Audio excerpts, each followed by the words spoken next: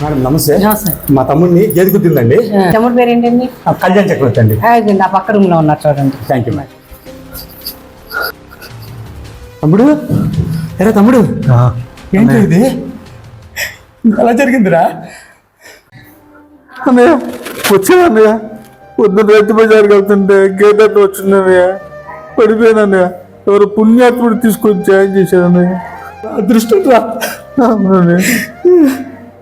కొంచెం ఉంటే చచ్చిపోయాను అన్నయ్య. ఏంటన్నయ్య బంధ పరిస్థితేనా అన్నయ్య? మారదా అన్నయ్య? ఏంటి బాబు నీకేమైంది? ఏంటన్నా బందర్ ఇలా ఉంది. నిన్న సముద్ర స్నానానికి వచ్చి వెళ్ళేటప్పుడు చీకటి పడిందన్న. దాంట్లో ఆవులు అడ్డం వచ్చేసి పడిపోయానన్న. మా ఇంట్లో వాళ్ళు చాలా లేని వాళ్ళన్న.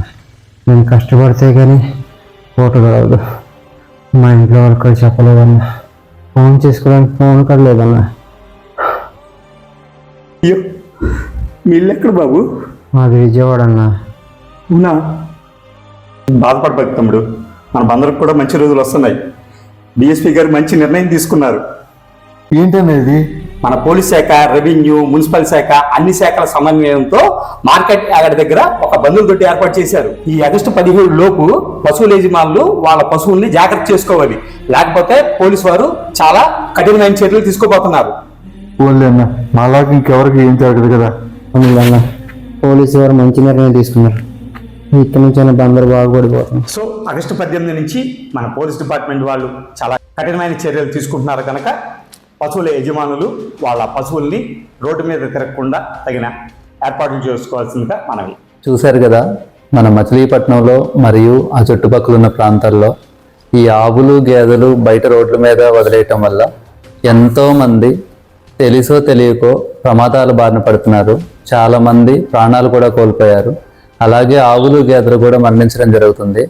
దీని మీద అన్ని శాఖల మీద సమన్వయంతో ఆగస్టు 18వ తారీఖున మార్కెట్ యార్డ్లో ఒక షెడ్ ఒకటి ఏర్పాటు చేసి ఆ షెడ్లో ఈ రోడ్ల మీద తిరిగి ఆవుల్ని గేదెల్ని అన్నీ కట్టేయడానికి తగిన ఏర్పాట్లు చేయడం అయింది. దయచేసి రైతులు అందరూ గుర్తుపెట్టుకొని మన మచిలీపట్నం సిటీని పోర్ట్ సిటీగా, ఫ్యూచర్ సిటీగా డెవలప్ చేయడానికి మీ అందరి సహకారంతో మనం ముందుకు వెళ్ళాలని చెప్పేసి నిర్ణయించడమైనది. సో రైతులు ఎవరైతే ఉన్నారో వారు వారి పశువుల్ని వాళ్ళ ఇంటి దగ్గర తగిన ఏర్పాట్లు చేసుకొని రోడ్ల మీదకి విడవద్దని చెప్పేసి కోరటమైనది. దయచేసి గుర్తుపెట్టుకోండి. Date August 18th. Thank you.